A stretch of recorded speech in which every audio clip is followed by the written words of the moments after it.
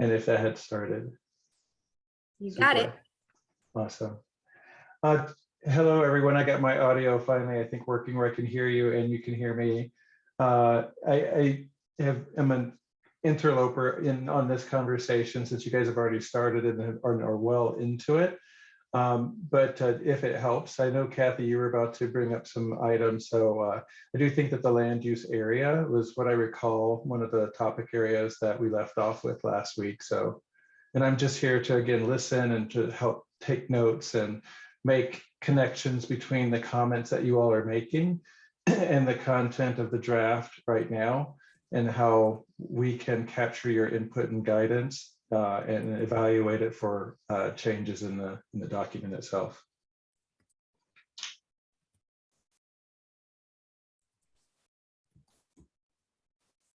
Thanks, Eugene. Cortland, did you want to say something? I see you going on and off on the mute. Or was that just your keyboard? No, I don't know. I haven't touched the mute button. Oh, okay. It was like flashing on and off. I mean, I guess if folks are looking at staff to identify how it's being integrated, really, I think we're looking for direction from this group on what they want to see. We've heard that there's a disconnect, that there's contradictions that people see, that it isn't obvious how existing conditions identified in the quality of life section play out in recommendations. So we'd like to get into more detail on specifically what people are seeing and how it needs to change. And so it's not that we're coming here with any answers about how we're doing it. It's more like we're coming here with questions about what needs to be done. So do you agree, Val? Yeah, I think that was that was a great summary, Cortland. Yes, absolutely. And so with that, where would we like to carry on from last week? Did we want to look at a particular map? Did we want to talk about a particular topic? I mean, these sessions are made for you all so that we can really unpack and understand the comments and concerns that we've received so that we can make the adjustments needed to the plan, as Cortland and Eugene mentioned. Yes, I guess I'd start by saying I had a lot of thoughts and takeaways after last meeting, and unfortunately had intended to, over the weekend, write down some of those thoughts and share with the group to clarify what it was I was trying to address at the end of the last call when I was asking a lot about heights and density and our aversion to it. And also wanted to send out some sort of like references and other elements to what I talked about to make my position clear. But I think I did start writing that. I'll finish it up, even though it'll be a little out of context by the time I send it, because it won't be between meetings. But also wanted to sort of cover a bit of new ground. I think perhaps today, this sort of touches on land use, but also mobility, quality of life, and economic policy here. But did want to cover some of the new ground to say that, I guess, if our core goals are affordability, reducing involuntary displacement, safe mobility for people of all ages and ability, good employment and jobs, etc. I think expanding on what I mentioned last time, I think talking a lot about, and this plan talking a lot about, reducing heights and density limits in certain areas is at best a non sequitur, and at worst a detriment to those aims. But there are things I think we can focus on within the recommendations of this plan that would be much nearer to accomplishing those goals that we seek, and fall within the scope of the West Area Plan. And what I mean by that, to sort of expand here, is that, well, the West Area Plan only covers the West area.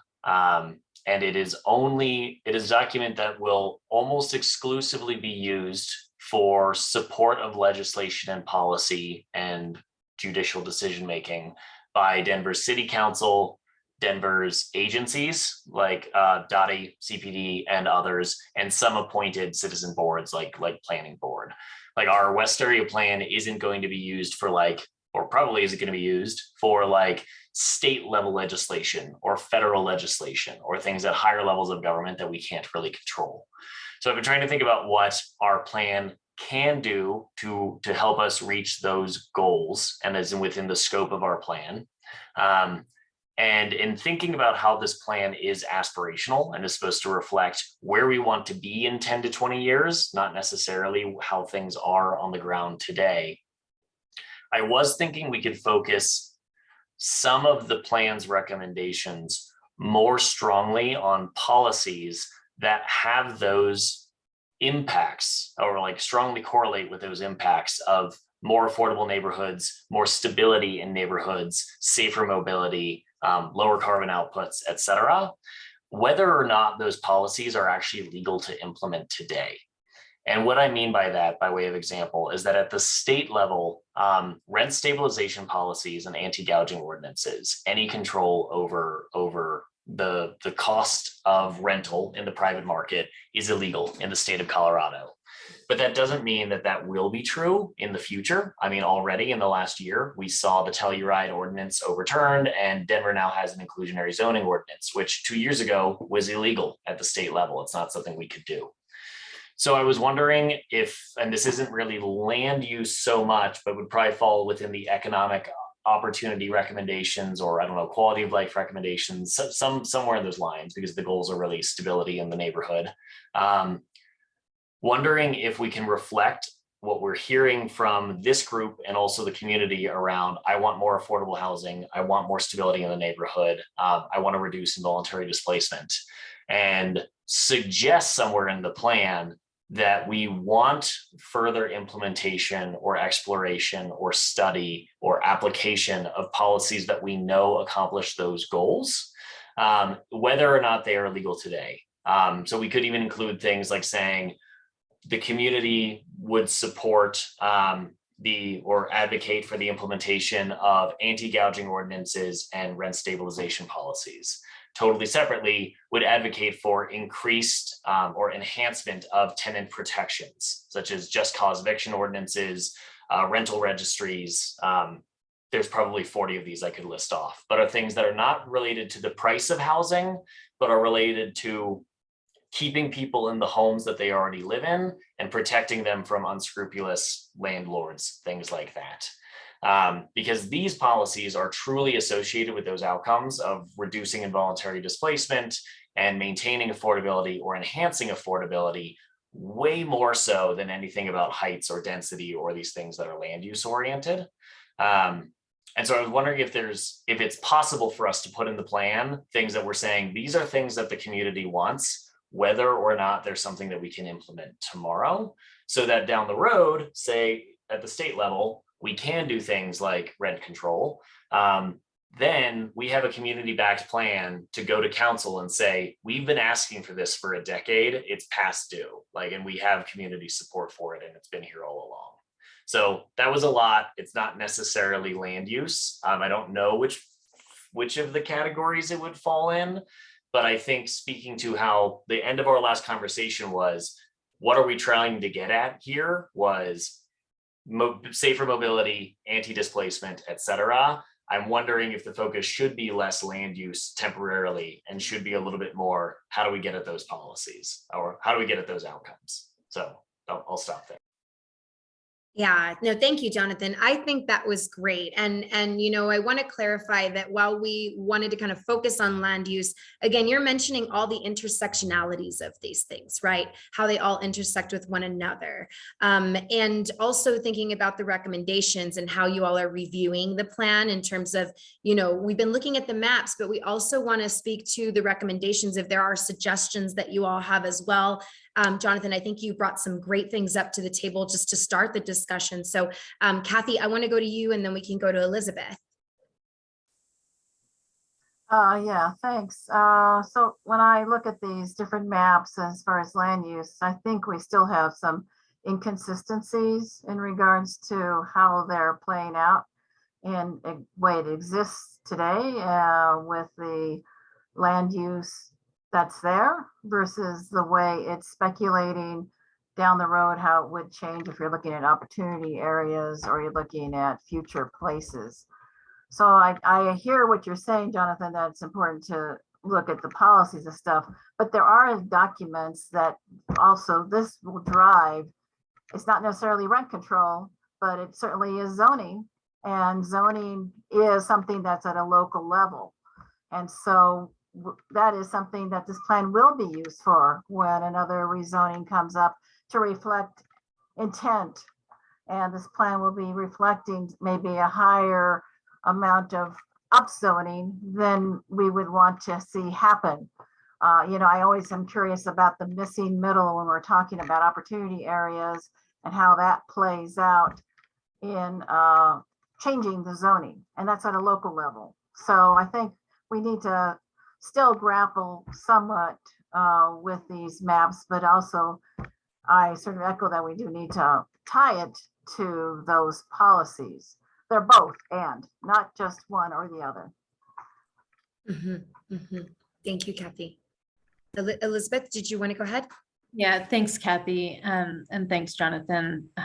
I just want to, while we are thinking about land use and thinking about what contributes to equity and vitality in a place, I think that Jonathan's really right that when we focus on the density variable as our focus, we lose sight of what we really want. In the right conditions, increased density can allow, in the right conditions, which are not usually met, but under the right conditions, density can allow for increased affordability by reduced transportation costs, by affordable housing, by access to what one needs without having to depend on an automobile, and being able to have those mobility choices, being able to have food built into the landscape. And from that very first kickoff meeting, the overall resounding themes of what people said that they wanted were access to housing, better mobility options, and better food options. And if we look at our land use for those interconnections and look at policies and approaches to zoning that may allow for creative development that hits more of those key targets, that has an impact on the range of community capitals that the quality of life section names as priority, like meeting that connection around how does land use further our quality of life aims. Like if we have something built in that we're allowing an experiment that would need a lot more work in how to make performance zoning work, but there are higher order outcomes that can happen when creative developers are able to play a different game. And for some people, that's a game that they probably really want to play, but the current situation doesn't allow that as much. I also want to, Heidi's probably next in queue, and she had made an observation, and I hope she'll talk about it more, that like transit oriented development there's a lot of talk about that. Denver has tried to do TOD, but as Heidi points out, it's transit adjacent, not actually designing our neighborhoods in a way that our transit centers do allow that variety of choice. And so you have little pockets of some density of housing, but not the amenities that would allow you to combine your trips on your bike or walking to and from that space. So you still have to get in your car and drive somewhere to be able to get food, to be able to get the basic services that you need to live a full life generally. So if we could think of how we're looking at land governance and use our zoning to support governance that allows for the diversity of mutually beneficial uses, I think that that's going to be really helpful. Yeah, thank you, Elizabeth. And I love how you called out kind of those differences in the transit-oriented development versus transit adjacent. And Heidi, would you like to expand and share your perspective on that? Sure. Yeah, that is, thank you, Elizabeth. That I think it sort of touches on all of, that the intersectionality and all that, but there are so many transit areas in this, in our neighborhoods in this plan that, around the recommendations at L3 sort of touches on it. But again, it kind of goes back to what I think I was trying to say with presenting that design template from last week, is that instead of the way we orient towards multimodal transportation is really, it seems to come from that single occupancy vehicle point of view, and it loses its connectivity with its connection to density. So even in that recommendation, it talks about reducing car, but it doesn't talk about emphasizing and prioritizing and planning around walking, rolling, biking, around that these centers will be, will be intense areas for that, and the connectivity to that. And, I know we're going to get to the mobility section in a little bit, but I don't see that connectivity between those two things. I just saw a developer who put together a plan that he can do by right at the end of our block for GMU5 zoning, which is going to put 200 or 170, 140 units at the end of our block. And 14th is being proposed as, a comfort zone or a neighborhood bikeway or something like that. So we don't see the connectivity between the real, how what we're building, that the land use doesn't, it just addresses the intensity, but it doesn't address all the things that the intense development could be designed to provide in these areas. And I think that's where people get really anxious around all the density and the height, is because it doesn't address these things, and we have like kind of a trauma response around it. And that I'm sorry, I'm like losing my train of thought, but it's that it doesn't, we aren't planning for the things like the affordable housing overlay it doesn't go far enough to provide workforce housing and all the things that Jonathan mentioned and Kathy mentioned, Elizabeth mentioned. It just doesn't go far enough. And I think that's what we need to flesh out, especially around all the transit options and opportunities we have in the West Plan. Thank you, Heidi. Go ahead, Can I Eugene. ask so I wanted to ask just a clarifying question, because I'm trying to take notes and capture this conversation. And so Heidi, specifically thinking about your 14th Avenue example, where there is density to some degree through building form and shape and size, massing, scaling, and the call for comfort bikeway, and wanting to understand how do those two elements come together in the physical built environment that then also includes, the ample, maybe bigger than required, greenway, access way with tree lawn and trees and shrubs or whatever is like the right appropriate vegetation, because I'm not a landscape architect. But to make sure that that space and the space for pedestrians and bicycling and whatnot is accounted for in the same measure as the amount of potential growth within an area, so that should growth come, so does the infrastructure that the additional population would want to benefit from. Is that kind of what I'm hearing you say? Because I'm trying to make a connection to what we potentially could do. And I wanted just to make sure that I'm understanding the parts that you were talking about and how you imagine they need to come together, and how the plan could actually demonstrate that.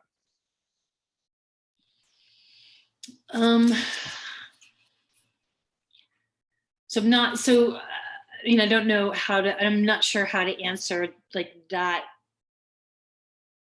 question. There was a lot in there, so I'm just not sure like what I would, I guess I will just answer it the way I think I know how, is that, for example, some simplicity wise along 14th, if we're, or anywhere that intensive maximum height and density is being proposed either around transit or along our corridors, that there's a matching intensive multi-mobility plan. And by that, I would, a comfort bikeway, like that's along 35th, that design, I don't think one parking spot was lost to design that comfort bikeway. 14th, if it's going to be, so the pedestrians and the multimodal transit would need to be prioritized first, meaning that there would be dedicated bike lanes. So we are proposing actual infrastructure that supports mobility and people moving around these areas that are going to be very dense. And that's extremely difficult to do when it's littered with parking and cars. And this design is calling for it, essentially the first 2 floors of the 5 stories to be parking. So cars are going to be coming in and out of these areas. So this is not going to be a place. I'm not a big fan of comfort bikeways anyway, but especially along something like 14th or 17th or any of these areas, there's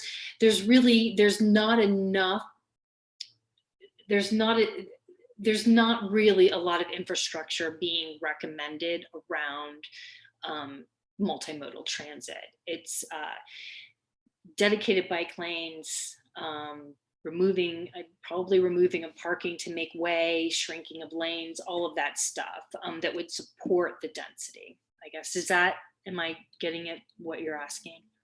Yes, thank you for indulging me, everyone, because I'm really wanting to just be here as a listener. But thinking about what Cortland said at the very beginning of, how can we take your feedback and really begin imagining practical demonstrations of what we are all sort of imagining. And so I'm immediately trying to think in a visual graphic way of how we can illustrate this.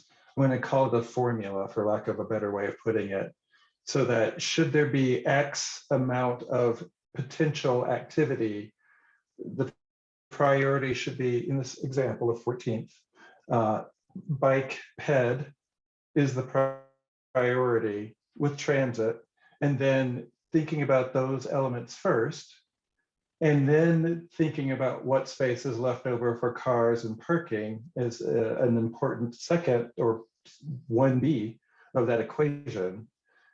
Then how do we just demonstrate what that should and needs to look like so that it is handling the amount of traffic that it potentially could, both of all users, what the physical urban design aspects of that space could potentially be and consist of.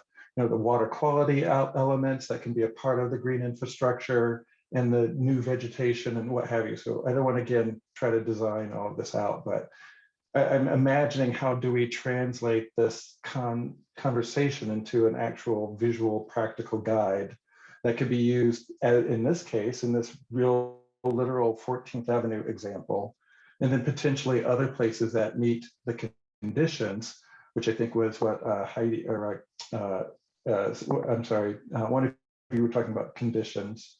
And so, yeah, how do we demonstrate this solution or this approach and apply it in different places throughout the West Plan as examples and as a guide and as a starting point for people to imagine what we are talking about when we're talking about putting ecology first, water movement first, green infrastructure, trees, vegetation.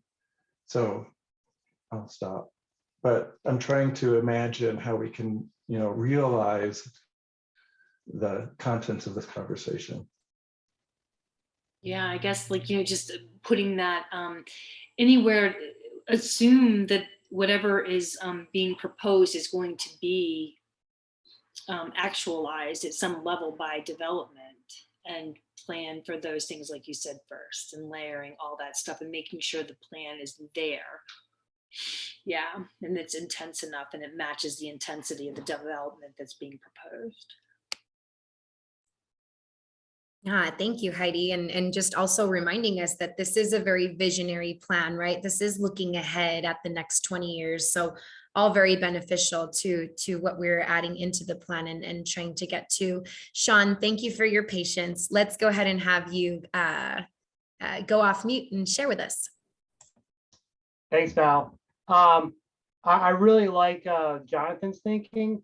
It's kind of my thinking. I think he describes it really well. I am kind of stuck though, because last meeting, Jonathan put a few links to articles. I read one of them, was like 20 pages long. And he talked about different options for density and affordability and stuff. And I'm kind of stuck because Kathy is correct. If you upzone a neighborhood, it's going to make it more expensive.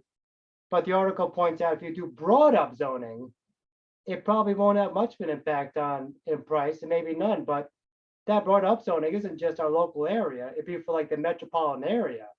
And it'll be, I forget the percentage, like 40–50% of the area upzoned. So instead of developers looking for like a specific lot in the city that's already zoned for high density, you know, they would have a lot of choices. And all of a sudden your thing that's already zoned for townhouses or whatever, you know, it doesn't really stand out if there's a bunch of them available. So I'm kind of stuck. I mean, I do like density. I do like that kind of vibe, but I don't want to upzone and have things overpriced.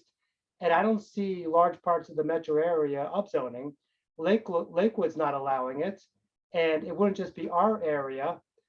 It would have to be a significant part of the city to upzone to make it work. And I don't see that happening. So I'm kind of stuck. I would like to see density, but I think it would come at the cost of higher prices, like Kathy says. So I'm kind of stuck, and maybe I'm confused, but I just don't see, you know, it working out. Jonathan, do you want to go ahead and share? Yes. Hey, yeah, actually, that actually relates to a question I had about the plan. I mean, a lot of what I've struggled with sort of the density, upzoning, et cetera, heights in the plan is that, as Sean was mentioning, a lot of what we see here as far as like successes around preventing upzoning from encouraging additional involuntary displacement is creating these zoning buffers where the capacity of our city is significantly larger across the city than the number of people that need homes or want homes in the city. But there's these limitations of what our plan can control. Unfortunately, this is getting into a bit of opinion here. I think one of the worst decisions our city made in the last few decades was the 2010 downzoning of the entire city, which was immediately followed by an enormous population boom where we sort of like reached our build capacity really quickly. We then codified that or like reaffirmed that in Denverite and the Blueprint Denver plan.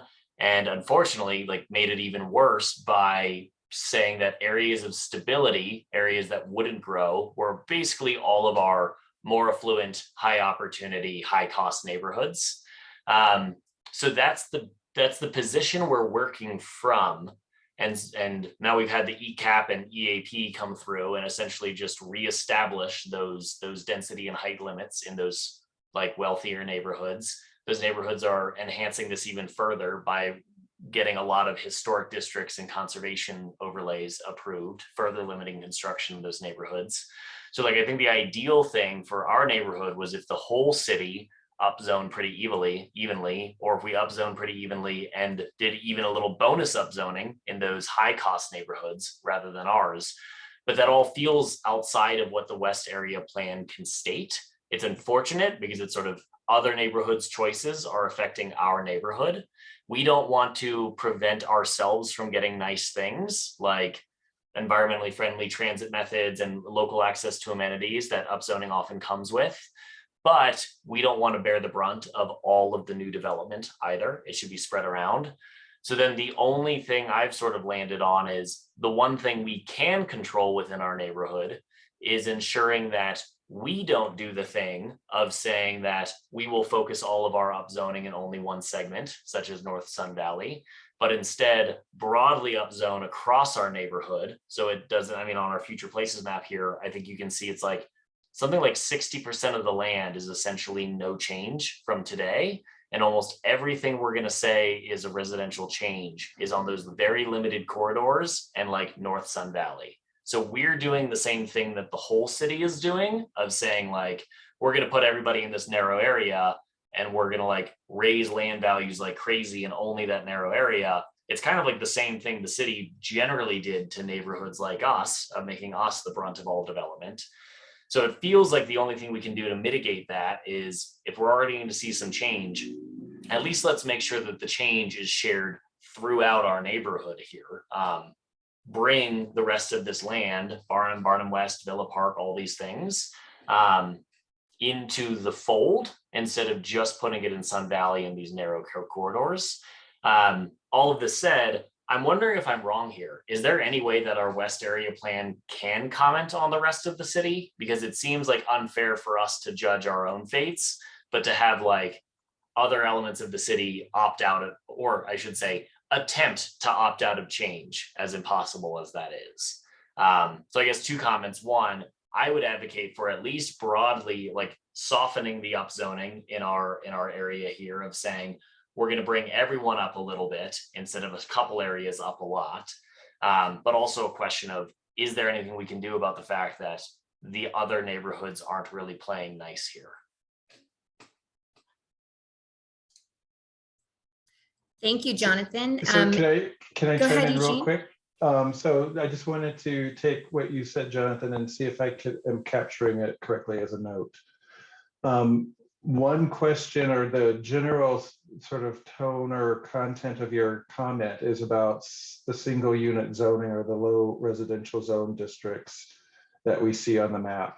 And wouldn't it be fair if the city as a whole thought about changing what could be in, either eliminating single unit or expanding the types of units within that zone district, but really letting the city as a whole share in absorbing future growth and thinking about that yellow area, which we call low residential. And so that's at the citywide level. And can the plan speak into that or lean into that? And then as it relates to these 6 neighborhoods, here's our sort of intermediate step in that direction. And it would be X, which is what I think you said about maybe letting some of the light yellow take on a darker shade and then maybe trying to distribute the growth or the future places and more generally. Is that accurate or close? I think it's pretty accurate. It's almost like, I mean, I guess the answer there is the only way we can get the whole city to join us in accepting the fact that our city is changing is not to really change this future places map, but to redefine what low residential is. Like, so then wherever there's low residential or wherever there's low medium residential in the whole city, if the city redefines what low residential means, like let's say we take all this low residential and we say, we're going to allow for missing middle items, things like fourplexes in low residential, then it's not just us that gets it, it's the entire neighborhood, the entire city, wherever there's low residential. So then that, I guess, that tact, is that something we can advocate for in our plan? Say like, our future places map is fine, but we want to redefine what low residential means, and we want the whole city to redefine it along with us. And that's a great way of putting what I hear as your comment. I will certainly capture that note right now. I don't want to necessarily answer on behalf of our city without talking to the citywide team. Cortland, I believe, is on this call. He may want to lean into that or not, but I'm definitely capturing that comment. And that is something, thinking about the tangible, what can we work with? That's something that I think we can certainly work with, in addition to other things brought up tonight. Yeah, and I can address that question about like, can we change what the definition of res low is? We, you know, no, because these come from Blueprint Denver, and we can't change the categories and what they mean just for this area. We should change what's mapped to be consistent with the vision. So if res low is too low and the vision is for more throughout, then maybe we should explore what category would be more appropriate. Because if we change the definition, but leave the map the same, then it's going to be too confusing for people who are trying to use it later, you know, in other parts of the city to be like, oh, well, there's a different definition that applies here. Remember that, you know, it'd be better just to map it accurately for what the vision is, and you know, maybe create a subcategory or something like that if we had to, as opposed to changing the definition of an existing category. So I think it's not that it can't be done. We just would need to change the mechanic that we're using. I wouldn't want to go into the definition and change it for one part of the city and have a different definition everywhere else. But I think we could figure out how to accommodate that if that was the vision. Yeah, thank you for that response and feedback. Kathy, would you like to go ahead? Sure, thanks. And I think when we look at this future map, it's really more reflective. You know, 6th Avenue is the southern border of Villa Park. And so the majority of Villa Park, and even on the future place map, is not single family residential, but Barnum has a big area of single family. And maybe if that's what you're talking about, Jonathan, where you want to see more density in Barnum, where it kind of sticks out now in comparison to the rest of these neighborhoods that have already incurred a lot of density already, then that's maybe a different focus for Barnum to look at. But it doesn't reflect really in Villa Park, and when we're looking at what displacement has already taken place. And again, it also is reflective of people who own homes being displaced. I know renters will end up being displaced because they don't have rent control and they're at the mercy of their landlord. But it's the outright sort of stripping of lands where we're scraping houses because of the upzoning, because the market is driving that displacement. Then that's what I'm concerned about, because again, it doesn't increase generational wealth and stability in neighborhoods if we had just have a lot of rental properties and people we don't know and people coming and going. I'm looking for a neighborhood that has stability and generational wealth for people that are just moderate income, working class people that are already here and not having to displace anymore. So I think it's important to sort of differentiate how this impacts these different neighborhoods, as well as even looking at the industrial area where we still are kind of bound up with what that industrial section is doing to Belverde and Sun Valley, and not incorporating any kind of housing within it as a way, again, to make more complete streets.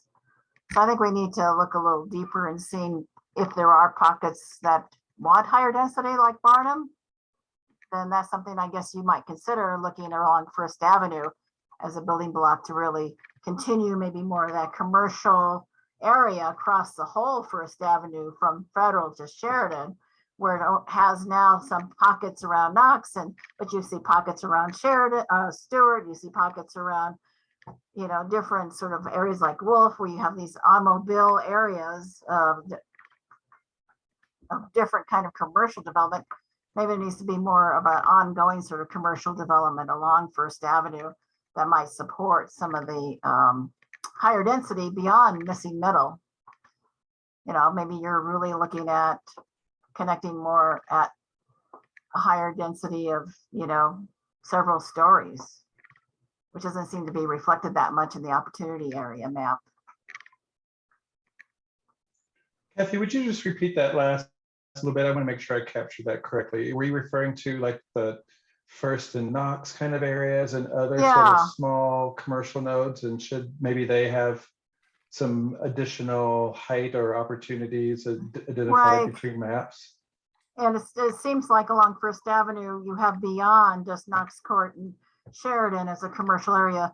You also have commercial area at Stewart. You also have sort of another little commercial motorcycle area, you know, kind of along Wolf. So there's different pockets that continue along First Avenue that are integrated with the housing in that area. And perhaps it would make it more compatible if that was a higher density, more commercial area along First Avenue from Sheridan to Federal. And it's wide enough to where there is sort of some bikeway kind of connections that could be made or enhanced. Although I don't know if that's really listed. I mean, I guess it's listed as sort of an existing proposed highest comfort bikeway.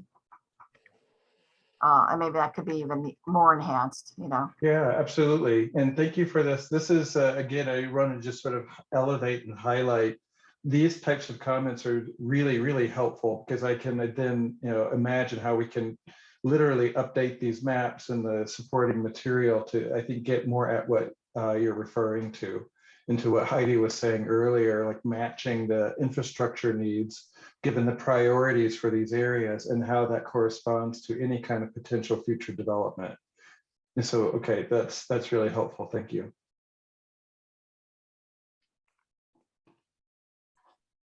Yeah, no, thank you so much for your comments and feedback. This is what the working sessions are for. So the more we can unpack, the more we can understand as our team continues to revise and update the plan, the recommendations, the maps, the better. So thank you all for your participation. I think Heidi will go to you and then we can go to Jonathan. Thank you. Yeah, I guess I wanted to, talk a little bit more about the missing middle, but also and I'm not sure how we do this I loved what Kathy was saying about, you know, maybe more housing in the industrial and maybe more commercial in those corridors, like what's being proposed at the end of our block. If it weren't so car intensive and amenity focused, and more multimodal and addressing the needs of the commercial needs that, you know, that Colfax has not been able to address as one of the longest business strips, I think contiguous business strips in the country, that has everything is being built is all amenity focused and we don't have anything there. And I don't know how to encourage or require that, because that is part of that quality of life. And along transit, like the lot over at 10th and Knox, that is, you know, a single family home being removed. And then these townhomes that are being built that are, you know, at least 600, if not 800,000, you know, price point, maybe not 800 today, but let's just call it 700. You know, I don't know how, I mean, is that what we're defining as sort of the missing middle? And that, how do we make space to support, you know, workforce housing? And I mean, I would rather see at the end of my block, you know, instead of like $700,000 townhomes, what if, you know, 10 or 12 one bedroom and efficiency units with no parking, you know, and maybe with a little storefront in that corner of Mead and 14th, where we can walk and get things. You know, if it doesn't help if we have walkability and all the infrastructure and nowhere to walk or infrastructure to, you know, or get to. So yeah, I just wanted to sort of bring that up. I'm not really sure if that's a point or a question, but just a comment.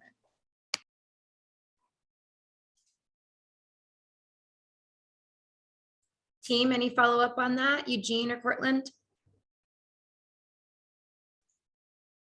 Well, you know, this came up in a meeting earlier today, and just understanding how and when, and at what numbers, like number of units, things like that. And it sounds like this townhome development would probably not necessarily have to pay, and I could be wrong about this. This is what, you know, I need to get current on. And that is just the advancing housing affordability and the new sort of fee structures involved with trying to, you know, get funding for our contributions to affordable housing. And I know that there are certain numbers and physical sizes that we're, I think, looking at requiring different fee structures to generate income for that. But I don't want to talk about something that I'm just not well versed in. I need to really get caught up now that the law went into effect on July 1st. All right, let's go ahead and go to Jonathan and then we'll go to Shayla. Go ahead, Jonathan. Yeah, Oh. quickly wanted to, this wasn't my question, but wanted to just quickly echo what Heidi was saying there.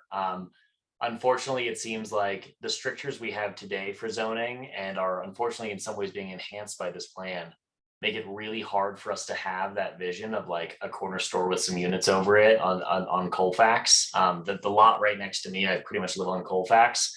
I tried, it's a small lot. We have a lot of small lots, but even with the small lot ordinance, I tried to map out what it would look like for someone to build like a little corner store with like a family sized unit and a couple floors of little efficiency units or something we see a lot in traditional development.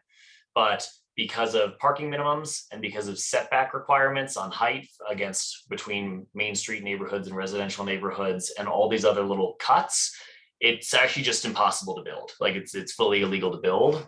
So we have these things in the plan that are trying to say like, let's enhance access to commercial and walkable opportunities, but all of the rules that we have today. And I think a lot of the recommendations we have in this plan about trying to make sure we separate heights and uses makes it harder for us to reach that. So it definitely echo and sort of reflect what Heidi was saying there. What I did want to briefly ask, I think Kathy, I wanted to understand your comment a little bit more about displacement of property owners as opposed to renters, because I think that the type of owner and reason they are being displaced really impacts the kind of policy we might want to recommend here. And what I mean by that is there's the involuntary displacement of, property taxes are increasing and I'm on a fixed income because I'm either elderly and not working anymore, or I'm on a disability, something along those lines. Taxes related to my home have gone up, or just taxes in general in the city have gone up and I can't afford it anymore. So I need to move somewhere else. Separately, there's the displacement that I would call not involuntary, unforced displacement of people just saying, wow, my land's way more valuable. I'd love to take this windfall and just move elsewhere. Like, this is a lot of money. I'm into it. And like, I don't think there's a lot we can do or really should be doing about the latter type. I mean, if people want to move, they want to move. It's fine. But the former, I think there are recommendations we could get in this plan around encouraging the establishment of policies in our city that allow for lower income residents or fixed income residents or elderly residents to defer their property taxes until, death or point of sale, things like this, where you'll never be forced out of your home. Like the due is still due at some point, but not while you can't pay it, essentially. So I wanted to ask if that's more of what you were talking about, the sort of like property tax related owner displacement. No, what I am talking about is when you have the existing zoning allowing for like 2.5 stories, it really looks like 3 stories when you talk about the building envelope, and you're right against a single family home, and you have the stack effect. You see it a lot in Colfax where you have a single family home, and then you have this 2.5 stories, and you have another 2.5 stories on either side of it. It gives the sense of that person who has a single family home not even having the sun or having access to a lot of open space because they're basically sort of intimidated with this higher scale building. And I think that ripple effect changes block after block after block. It's beyond the property taxes, it's beyond being able to, okay, I'm going to take this windfall, I'm going to get, it's the intimidation of the building height on adjacent properties that is pushing people out to where they don't want to live next door to something like that. The scale of the building is so different, is it becomes an intimidation of the building to the adjacent current land use. If you've got only a single family home, 1 story. Granted, that might go up to 2.5 stories, and some do, but then you end up just kind of building up and reaching well for the sky versus having open space. So we're continually trying to sacrifice our open space, even among our lots, so that it doesn't feel comfortable even to have that home next to that big, tall scale building. So I think that's what we're seeing, is that what people will sell because they don't want to live next to that kind of condition. So we're creating those new conditions to where the scale of the building is pushing people out to, which is reflective of the upzoning that's already there now. Okay, I definitely want to cede the floor to Shayla here, but I just want to leave sort of my opinion and commentary on that, just as a point of record.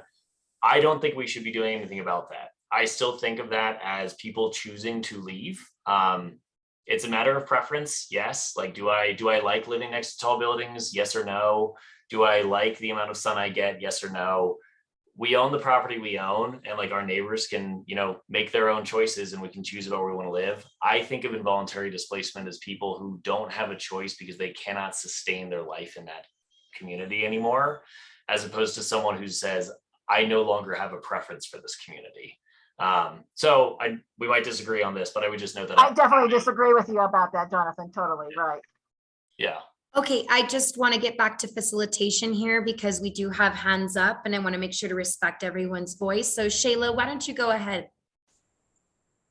Okay, I'm going to try not to ramble because there were so many ideas that have been thrown out so far. So just in connection to what was being said, I kind of agree in terms of like a lack of intimidation can't actually create affordability. Unfortunately, I still see that we need density. And I think speaking from Barnum, obviously, according to the maps, we are getting the easiest end of this in terms of what this plan says, because we still have a large amount of low residential.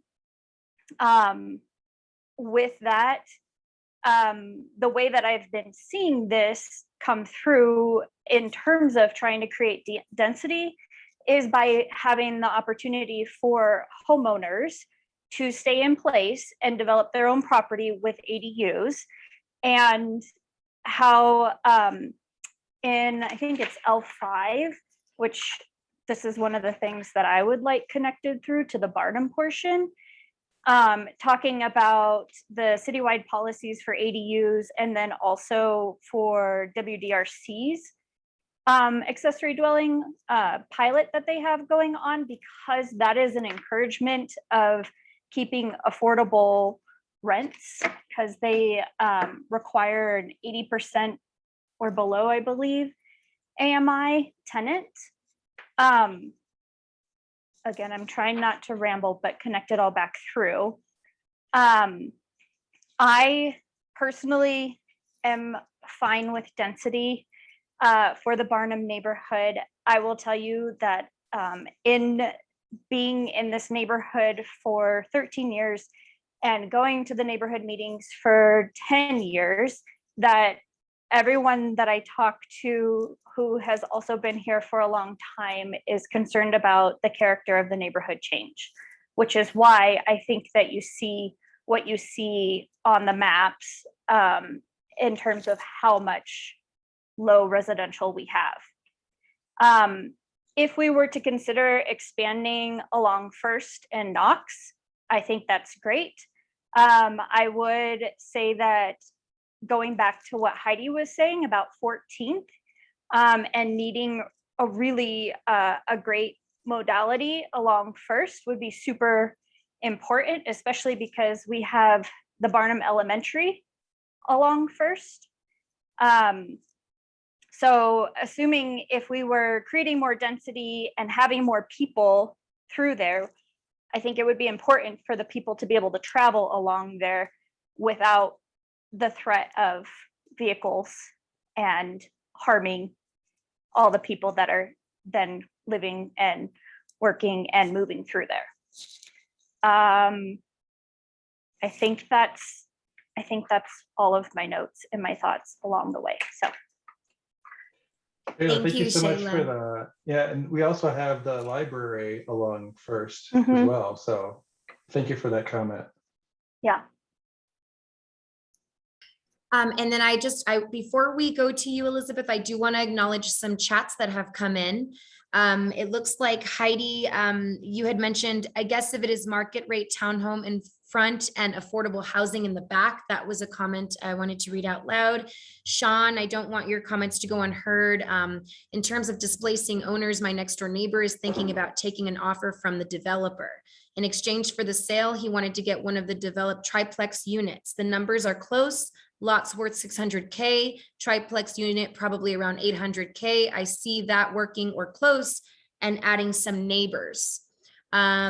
Denver does have a program of fixing houses and allowing low-income owner to not pay for fixes until time of sale. So I wanted to recognize those comments. And then there is some additional comments from Jonathan.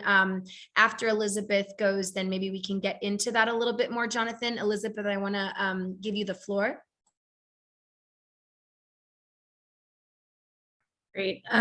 Just want to tie some threads that came up. Sheila named the Barnum concern about neighborhood character and the strategy of adding ADUs as a way to maintain neighborhood character while having context appropriate opportunities for expanded residences and affordable housing.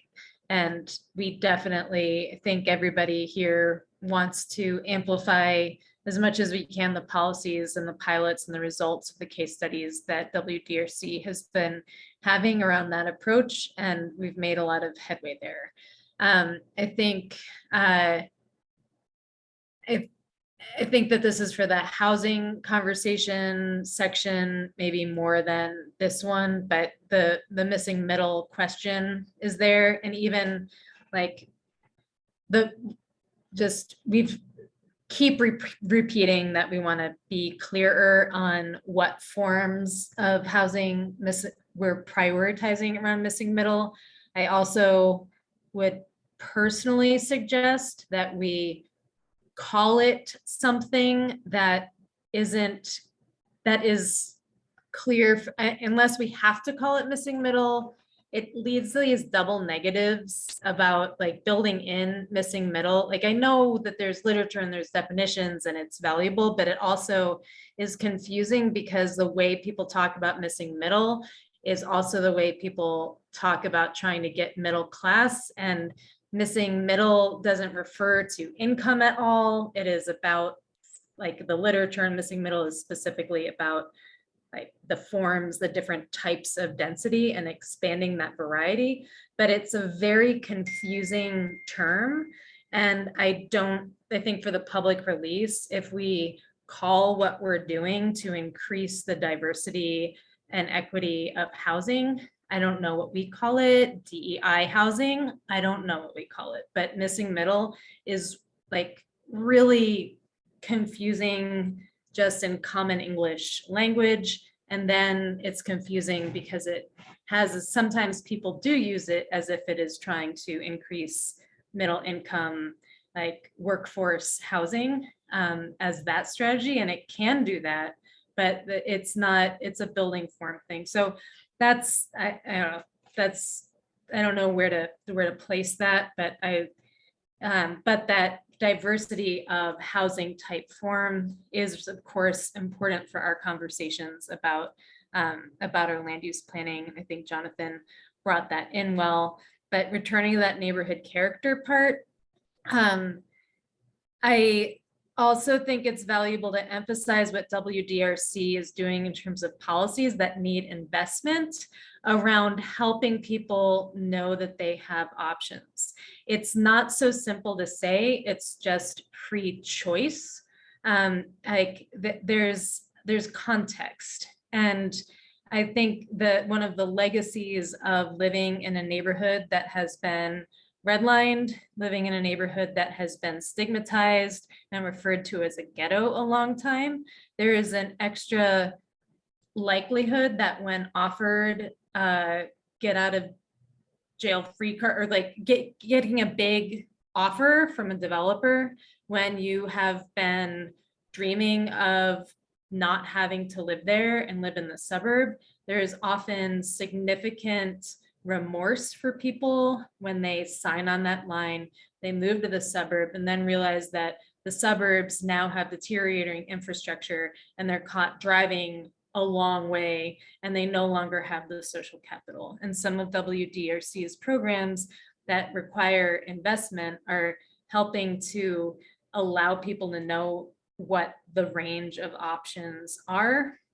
to be able to get the kinds of programs that Sean mentioned, to be able to have more options, and the kinds of projects that like Valverde is working on to try to improve, invest in placemaking, and invest in spaces where people gather and people feel at home.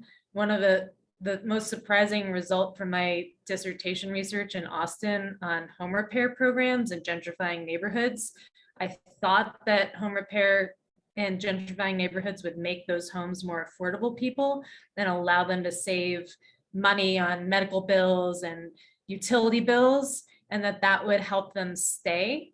But the thing that had people want to stay the most from those home repair programs was a reduction in shame. And the discomfort of having all of this flood of new capital coming into those neighborhoods, and having the sense that they no longer belonged in the place that had been home to them for 20 some years. And so when that sense of vulnerability comes from not just financial instability, but those other fabrics, and quality of life has that cultural capital as part of that as well. So if we can think through some of those creative policy investments, and a lot of what WDRC has been doing, and those placemaking strategies, that is also part of what supports people in knowing that they belong and that they can afford to stay. So can I, again, like I've been asking permission to do, can I summarize what I think I heard? So Elizabeth, you mentioned a lot about the programs and opportunities to help someone with what I'm referring to in my notes as their emotional quality of life and their emotional well-being, and feeling like they're connected to a community and feeling that sense of pride. But you mentioned programs that WDRC has in education, and really trying to sort of balance out, if you will. I won't call it, well, I wanted to say market forces, but like you were talking about what could be perceived as pressure to sell or what have you, or the golden ticket out of a situation that they perceive to be in. So is that kind of what I heard you speak into? You talked more about like the wonderful benefits of that, but I just wanted to get down to the core from my notes, that because I heard a lot about programming education and how it feeds into and supports one's connection to community and well-being. I am really sorry, my internet connection was bad and I missed some of that, but I think that the juice of it is neighborhood character is something that we can have zoning policies around, land use governance around, and I think that well-designed home repair programs, well-designed, like what a lot of the, I don't know, thinking about cultural infrastructure and civic infrastructure as they might not look like land use investments, but the way that we have our parks and our civic spaces, that's part of it too, in the way that WDRC has holistic projects that are helping to meet homeowners where they are, and recognizing that a sense of place is a major thing. And I like liberty looks different in different ways, and market forces, like we don't want to, like people need to be free to make choices, but sometimes choices aren't really choices when we don't know the bigger context. And so having support for that, and the market churn, like there's added values for community from having rootedness and having places that aren't just in constant churn, where capitalism or speculative markets just erase the history of a place and make it a blank slate for the next pioneer. And so it, like being able to name that when we're like looking at land use or land governance, how we can have neighborhood character, not in an exclusive way. Like there's ways people talk about neighborhood character that like Jonathan will like very well, and others will point out, are coded ways to keep poor people out or keep anybody who doesn't look like those who are already there out. And so it's a delicate thing, but I don't know. I don't think I just made anything more clear, Eugene. I wish I had heard how you had summarized it before, and I'm afraid that I complicated it more. But I think we can, point to the richness of the WDRC case studies and show the multiple points in which anti-displacement strategy works. And when you do see, like what Kathy was saying, when you feel crowded out and when you feel like people who are moving in swarms who don't even recognize you, like it's very funny that my neighborhood, if I'm not walking Charlie, my dog, no, like when Eric and I were without Charlie, like people didn't look at us. Like all these dog walkers, like you're invisible if you don't have a dog. That wasn't the culture before, but it's like a different sort of thing. And, that's not, we can't legislate kindness. However, redlining and a lot of structures built segregation into our landscapes, and we're trying to heal that. And so there are still designs where we make public transportation desirable and more likely people are encountering each other, and there's more opportunities for those things to connect. And I'm gonna go back to listening. I also want to say that I'm excited to be able to listen to this again. I got disrupted with the family health thing, and so I know I've been missing some really, really rich stuff and just want to mostly listen from here on out. No worries, Elizabeth. Thank you.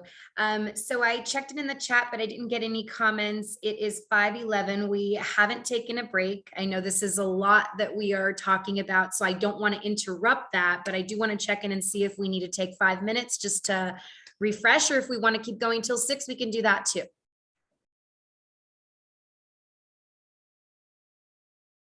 Any comments? I would think a bio break would be good, but Okay. Yeah, Is we've got everybody tough else okay bladders. with 5 minutes?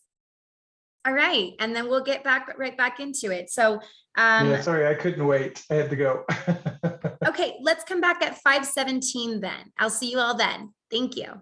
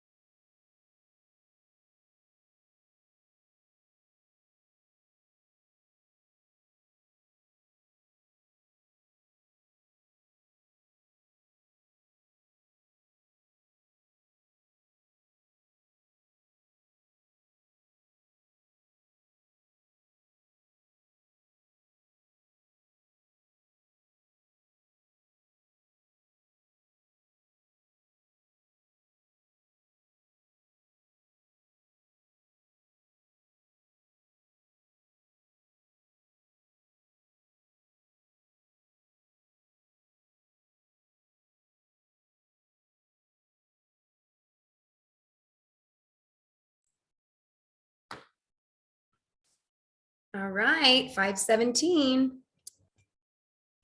Shayla, I want to go to you really quick. Is that an old hand, or did you want to make a comment? No, well, yes, it's a new hand. Go ahead. And I do give want you to the make a floor. comment. Yeah, please take your time. I don't know if this is going to be further on when we get into housing, but just how I feel like there's a disconnect of being able to see how we create affordable housing with the low to medium residential and the high to medium residential. Yeah, low to medium and high to medium. I know that Eugene had talked about last week how when it's like a 12 plus stories that they're granted the extra stories if they're willing to do affordable housing, potentially. But how do we bring that in for developers on these other levels of up to 3 stories or up to, like, I think Bardham's highest is 7 stories. And I don't know if that's for land use or if it's for later on, but that's just something that's rolling around in my brain. And it's rolling around my brain because I see the potential of ADUs being able to be developed by an owner and done through WDRC, where it is creating an affordable rental. So that's it. MPI leadership, would you like to respond to that or make some space for that? I think Yeah, there's concern. Sorry. No, go ahead, Eugene. We were just talking about this morning, right, with staff about like the new rules that are with the expanding house affordability legislation that took effect just earlier this week. And what you're describing are both aspects of that. And Eugene, you wanted to jump in, so I'll let you if you want. Yeah, I was really just going to reflect back and confirm what I heard was your question, Shayla, and that is, how does expanding housing affordability apply to lower height starting points, basically? And we can certainly share that not only with this group, but if we need to, maybe now that it's law, we can maybe even showcase it maybe in some sort of graphic or something, how it applies or how it would apply in the areas where it is applicable. So that's what I'm hearing as an opportunity, not only just for education within this group, but what we could potentially do to help illustrate that in the plan.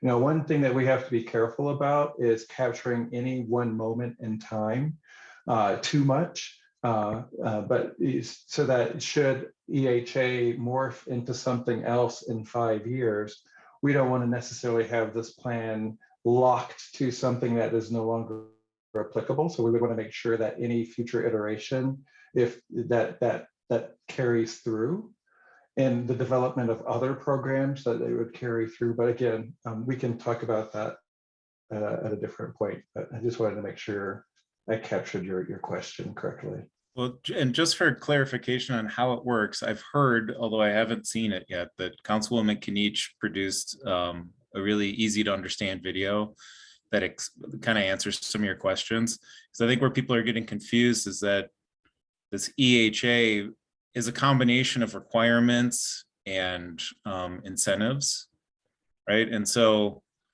some of the incentives mean that if you provide, more affordable housing, you can get more height. And that's not just at the highest levels. It's at lower levels. You just get a bigger bonus if the zone district already allows more.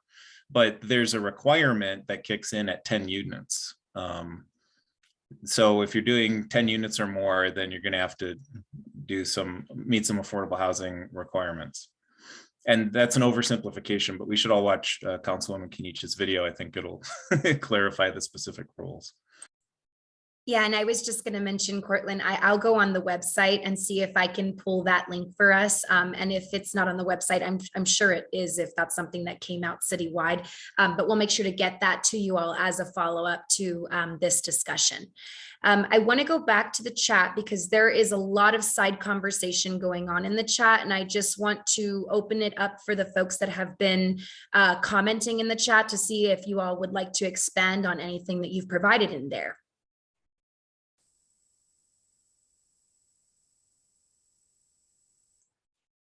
I see Elizabeth, you've put quite a bit, I think, with Sean just kind of correcting the term ghetto. Kathy, I see quite a bit from you. I just want to make sure that none of this gets missed. I want to pull up some of what Jonathan had said earlier about the many version of Greece's polykatoika. I don't know how to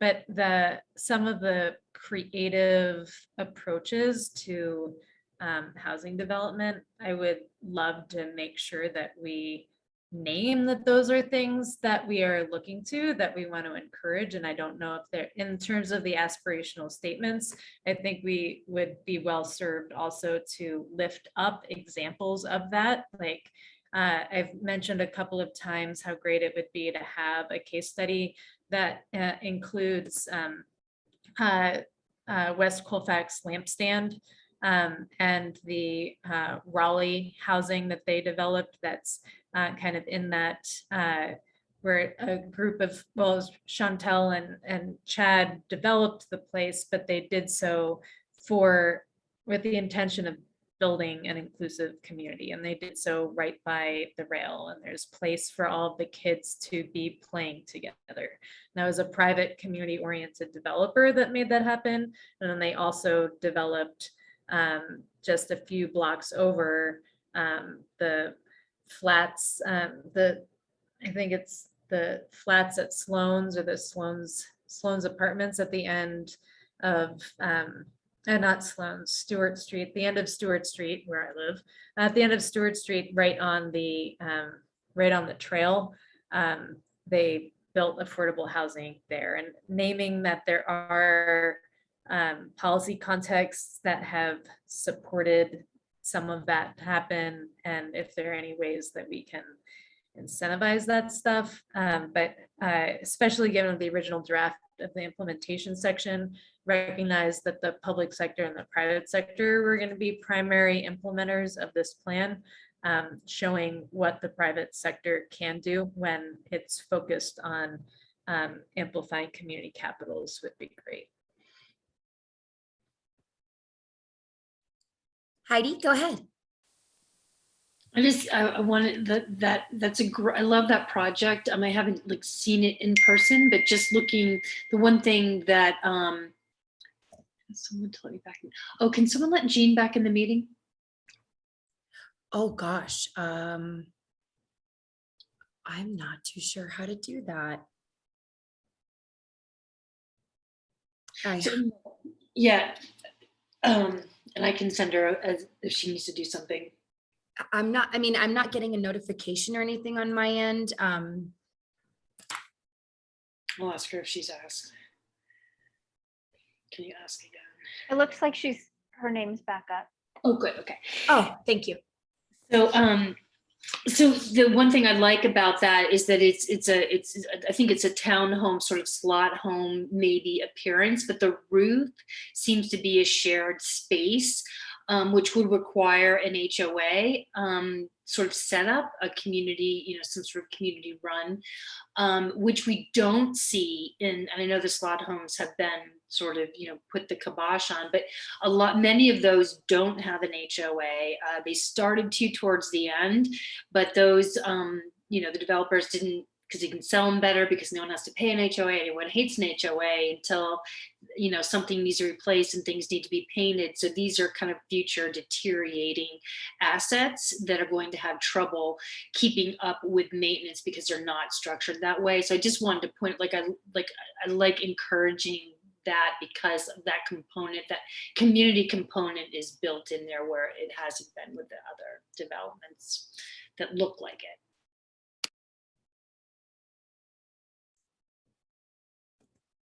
Okay.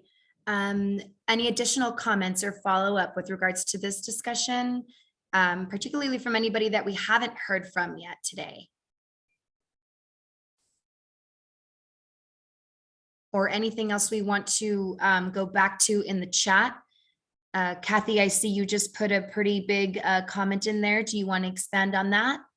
Yeah, when I was talking a little bit more about 10th Avenue and the need for a walkable scale area, I also wanted to point out there's 2 elementary schools on 10th Avenue that we really do need safe routes to schools. And the other concern that I see happening is that with the higher density, I think even across the city, we're seeing a loss of families and impacting the family students that are going to the local schools. So I would like to have us look at what we can get from DPS in regards to that, if that depletion is already happening at our schools and how it relates to our land use, so that we need to be taking that into consideration as well.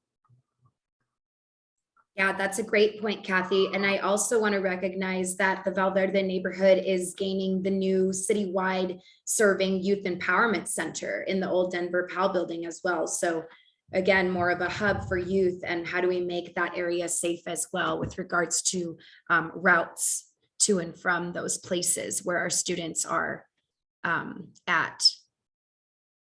Anyone else want to expand? Heidi, is that an old hand or did you? Okay.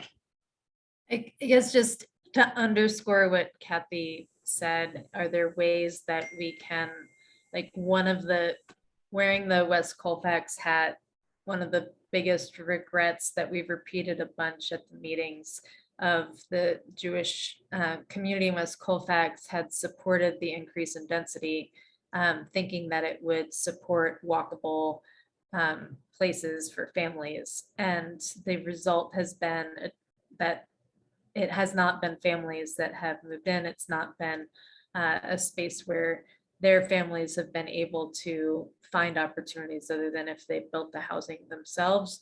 And so making sure that our built form allows for housing that fits intergenerational needs is a core regret for many folks who supported the upzoning in West Colfax. And again, it's not density, high density, bad, good. It's, as we say, how can we put the policies and the guidelines in place that allow for density with diversity and mutually beneficial higher order benefits that come from intentional design.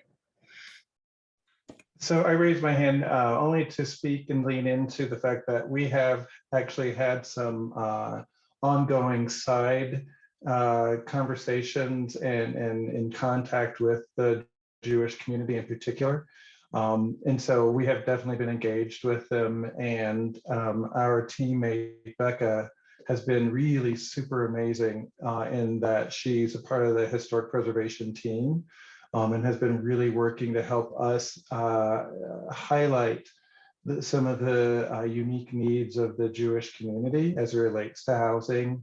And so again, I'll stop with that, but just excited to say to you all that that is a constituency that we have been in close contact with really since the start. And that we continue to work with them to address some of the concerns that they've raised as well.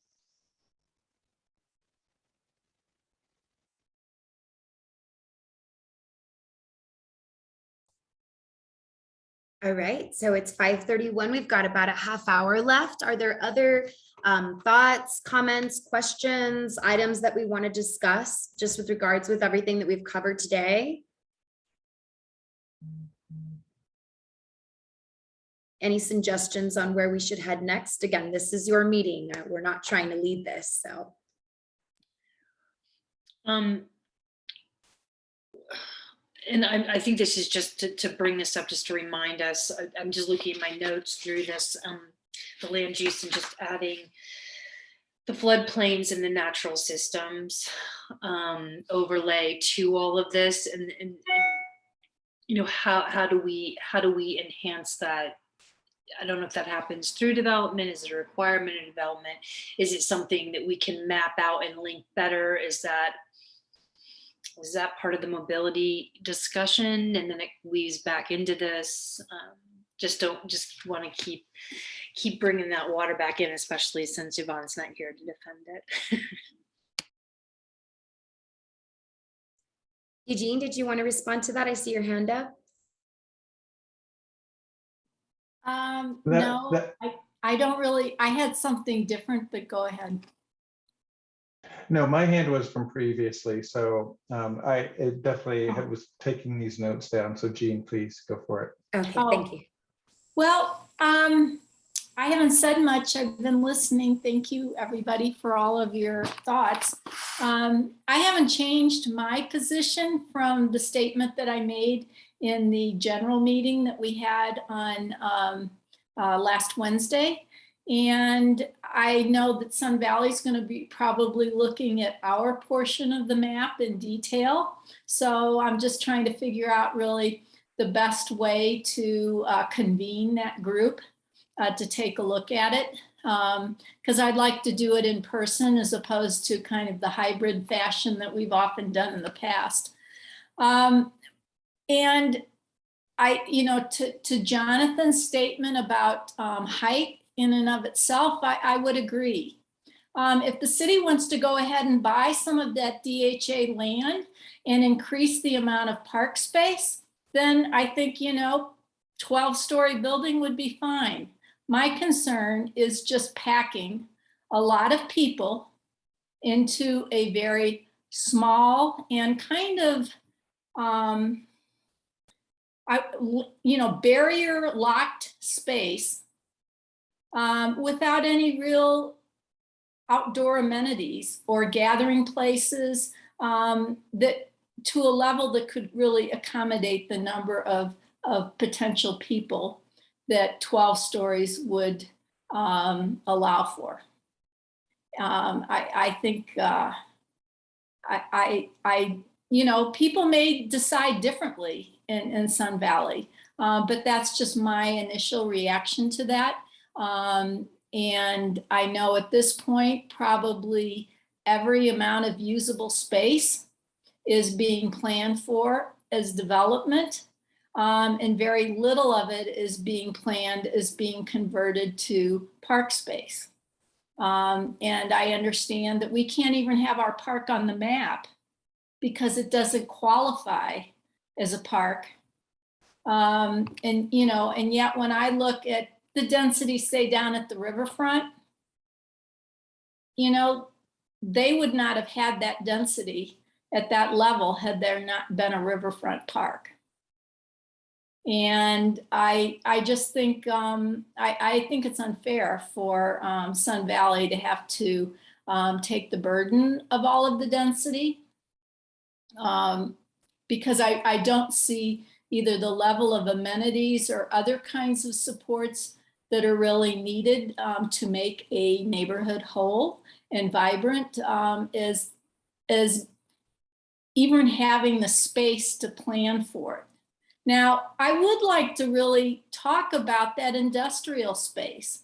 And I don't know what's allowed for in an industrial space. I know it's kind of open, but we've talked so much about green industrial space. I know in our industrial space, we have 1-story buildings, that are having a very low level of industry in that space. So, one is a contact lens, distribution center. They take contact lenses and put them in little cases and send them out. That's a huge 25,000 square 25,000 square foot plus building that, is 1 story. So I'm just wondering, I don't want to certainly put residents at risk environmentally next to industry, but I'm just wondering if some of that couldn't be a more mixed use space or even the kind of industry that is in there, be denser. But it's like we've got a lot of 1-story industrial spaces that are fairly low level industries in terms of any kind of, I guess, environmental impact. Other than there might be trucks and cars, and it doesn't always look very pretty. Yeah, and Heidi, before we go to you, I just want to give some time if Cortland or Eugene want to respond to that. No pressure, but just want to make some space. Well, again, as I've been trying to do tonight, and with the feedback that has been shared that you all have been, creating for us, I'm looking for just ways that we can respond to the comments. And so the last one that I was really capturing here, Jean, you spoke so eloquently about the need for parks and open spaces and how they can contribute to more complete communities, given the anticipated growth in the northern part of Sun Valley, and then also with the redevelopment of the previously existing Sun Valley homes. But the other thing here is the note that I was capturing is how might we further demonstrate what we mean by 21st century industry, and aren't there opportunities to densify, if you will, the industrial areas with clean, there's a word I'm looking for. But anyway, compatible uses that would be compatible with residential and a variety of other types of uses. So that's the note that I'm taking away from that comment, is how can we look for opportunities to really illustrate the broad range of possibilities within the industrial area itself. And I don't want to speak for Yvonne, because I know there's some concern about, the environmental impact that in particular Valverde has had. And we're somewhat segregated from it in Sun Valley. Not that we don't have some of it along 8th Avenue, but between 8th and 6th, it's kind of own, little section of the neighborhood. So there's really nothing there in terms of residential. So I can't really speak to kind of the level of impact to residents that probably Valverde feels, because they have such a, an edge to it.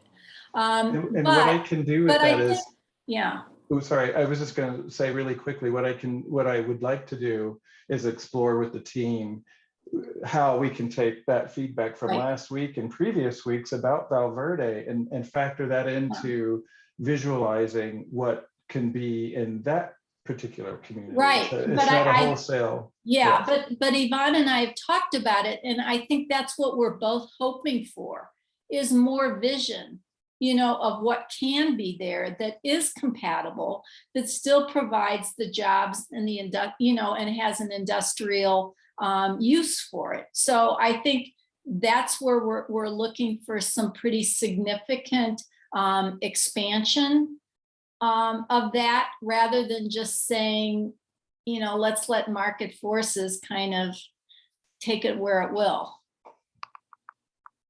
Yeah, no, that's great for us to take back, Jean. Thank you so much for that. And really, we've heard that in our previous working sessions, is really understanding what that manufacturing district transition versus preservation really means, and unpacking that within the plan, making it clear.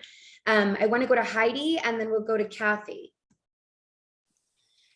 Yeah, thanks. Yeah, I think I think we're all really, I with Valverde and the manufacturing and Sun Valley all along the river, that is our connection. And without having that connection bleeding through all of the areas,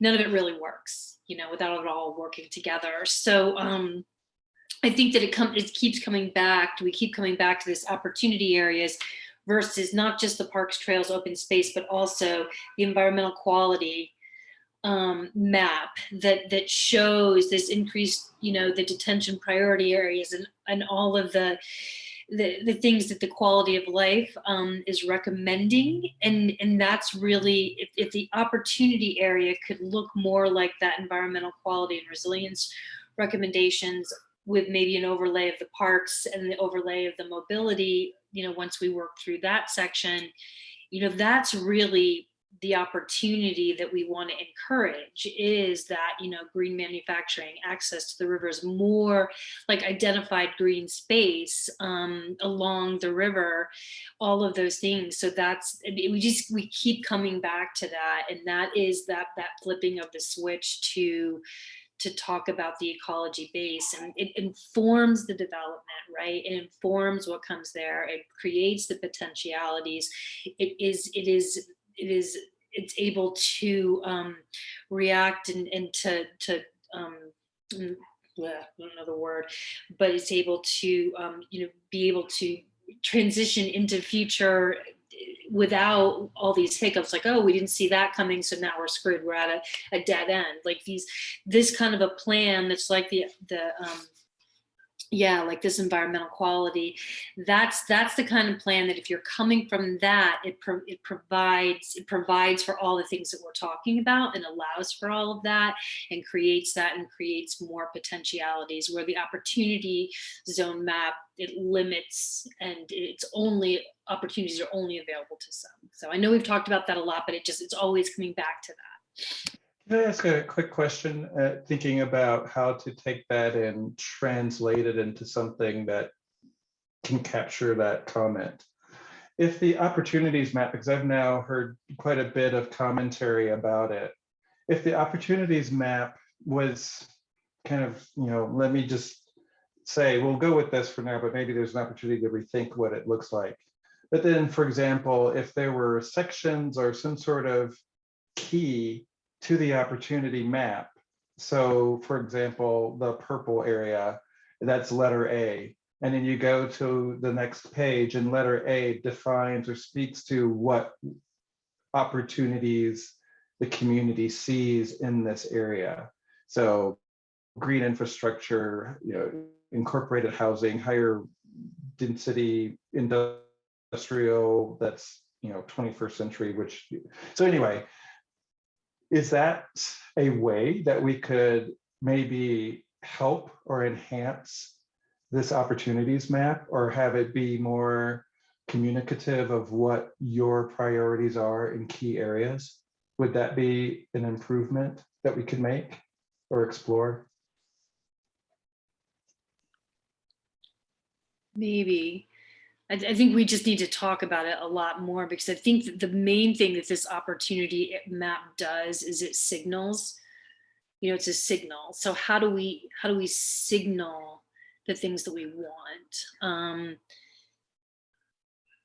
I don't like the way it looks. I don't like the way it sort of represents the natural areas, like that. The one part that I like on that map it doesn't even really identify the natural areas, all the potentialities for the natural areas to be enhanced. So it's not signaling those to go for that to be the base of the direction that we would like to take for environmental justice and the things that we're all talking about. So I think it's more of that. If that answers it a little bit. But I think, yes, like being able to unpack it, because the map, when we look at the map, it looks more like signaling opportunities for developers. And so being able to unpack what those categories are, or be able to share how, like, it's clear from the first set of surveys and public meeting on that vitality, equity, opportunity looks like access to shelter, to food, to mobility.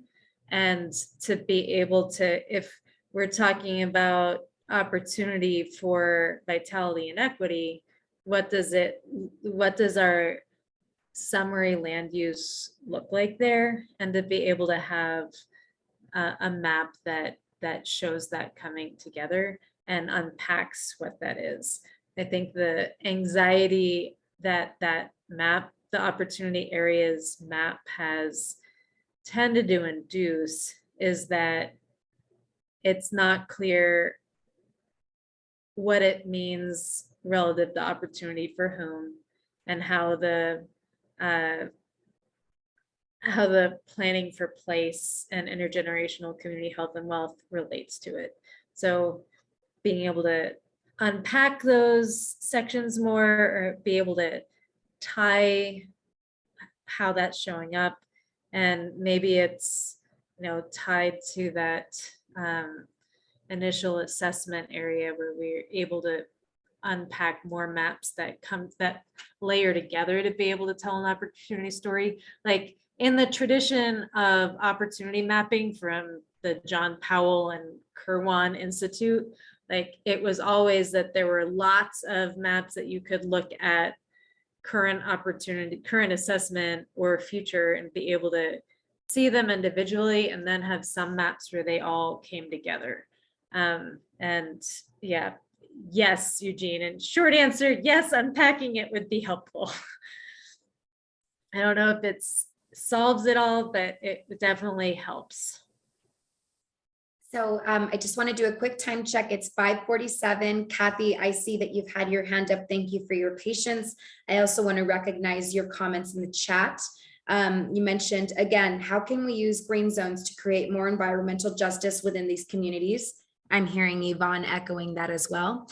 Elements of green zones include stricter regulation or enforcement, local improvement in land use, decision-making, support for greening local businesses, increased green spaces, and green jobs and businesses. So Kathy, why don't you take over for us? Yeah, again, that's also paraphrasing what I've seen with the zoning practice March 2020 document as an exploration and looking at environmental justice and practices of environmental justice, and looking at green zones as a way to begin to have those things articulated within, again, unpacking the opportunity map, or looking as it relates to our parks maps, or looking as it relates to future places in the future, maximum heights, as well as mobility. I mean, all those things intersect together. And when you especially look at Sun Valley and Valverde, you don't see how that is going to be enhanced. And so here's a good example of language that could be used that would provide that green component in the industrial area. And also it would be important to find a map, if the city has ones, of those hazardous areas, so that we can also see how that interplays with the industrial area. We don't have any of that mapping, so we need another map to really begin to flush that out. So when we talk about what could be possible for opportunities down the road, we're taking into consideration all those pieces that come together, where yes, maybe a riverfront area as comparable to the REI area might be something that could work in Sun Valley, but with only getting one area of height and nothing else, then that's a disservice. And so I would encourage us to really go deeper into that. Yeah, and I do want to acknowledge that that is something that we have heard over and over again in this group as well. And without any pressure, I would like to kind of turn it over to MPI leadership. Cortland, Eugene, is there any responses that you want to provide just with regards to not including that kind of information, and how we can kind of find a way to build that in, or take a look at that in terms of existing conditions? I know we've been doing a little bit of background research on our end, so just wanted to air the floor over to you. Well, I know that we have heard concerns around industrial areas, the potential for, pollutants or contamination. I don't know this for a fact, so this is where additional research on our part is required. But in any industrial area, as a part of our development services process, I know, for example, when I had my garage built in Sunnyside, I had to actually pay for a bore, some sort of soil bore, as a part of the permitting process. And I believe, because there had been a garage there and the home was over 100 years old, I think the city, through this process, assumed some amount of contamination and therefore required me to test the soil.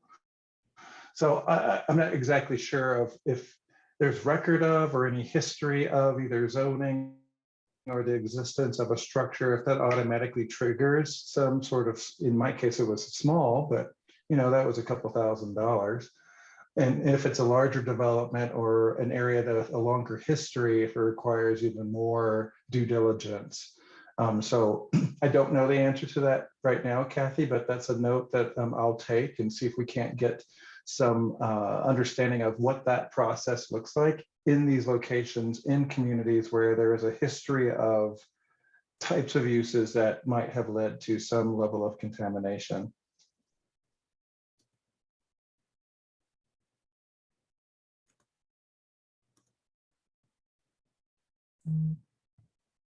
All right, so it's 5:52 p.m. We've got about 8 minutes left in our session. Kathy asked to follow up. Does the city have a Brownfields map?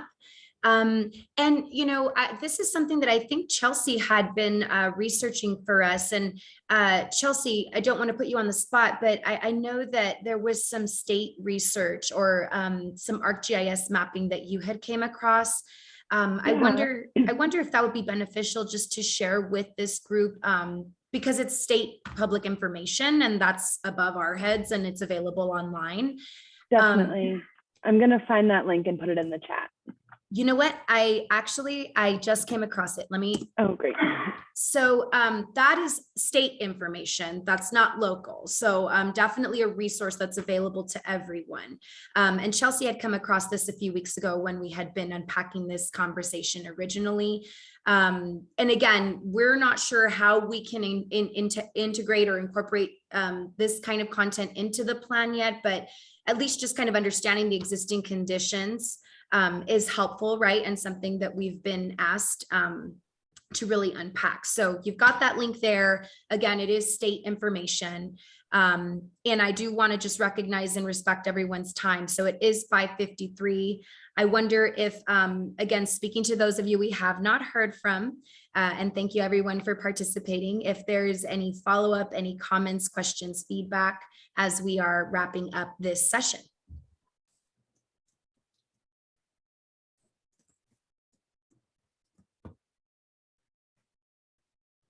Okay, any, Cortland or Eugene, did you want to add anything before we end? And if not, we can maybe end a little bit early tonight. I would just say thank you, everyone. I know at the start I said I was going to be quiet, and last week I think I was really quiet because I just really wanted to hear and listen. So thank you for indulging me in comment clarification and just letting me participate. So thanks a lot. I appreciate it. And I want to thank Chelsea, always sitting in and taking time to take notes for us. We'll make sure that Eugene and Chelsea's notes are combined so that we can include that on our active, ongoing list of comments and feedback we've been collecting from you all since March. So we will not let anything go unmissed. And we will continue on with next week's session. So if there is nothing else, Cortland, do you have any words? I don't want to disregard your voice either. No, just that I think we should check in with DDPHE on the Brownfields map. Like that was a question I saw in the chat. Is there a Brownfields map? I don't really think so. I mean, there's not a map that tells you, we tested all the land and all of the city, and this is what, is a brownfield, because that hasn't been done. But there are the state level resources, I think, that you'll see in what the link that Chelsea shared about like what is known, and from that you can have conjecture as to what might have a brownfields issue or not. But I don't think that there's not like a census of land that then results in a comprehensive like knowledge of what's actually contaminated or not. You just have piecemeal data from when environmental assessments have been done. You might have data for that property, but not the ones around it, so it's incomplete information like that you can't really hang your hat on and say, this is definitely all the land with brownfield issues. That's my understanding of the situation, but that's probably a simplified version, and DDPHE could set us straight on like the specific details of it. Thank you, Cortland. Well, yeah, and we'll definitely follow up, make sure to initiate that discussion with our partners in DDPHE. All right, everyone. Thank you again so much. This has been very productive. Again, thank you for your commitment and your time to the team, to the small working group. I know it's weekly, but I feel like, and our team feels like we're getting a lot out of this and really meeting the intent and purpose of doing this in the first place. So again, if there's anything else, feel free to email us. If you have any suggestions or any burning priorities for next week, let us know. But we'll go back to the drawing board, bring our comments into the spreadsheet, and start preparing for next Wednesday. Thanks again, everyone. Have a good night.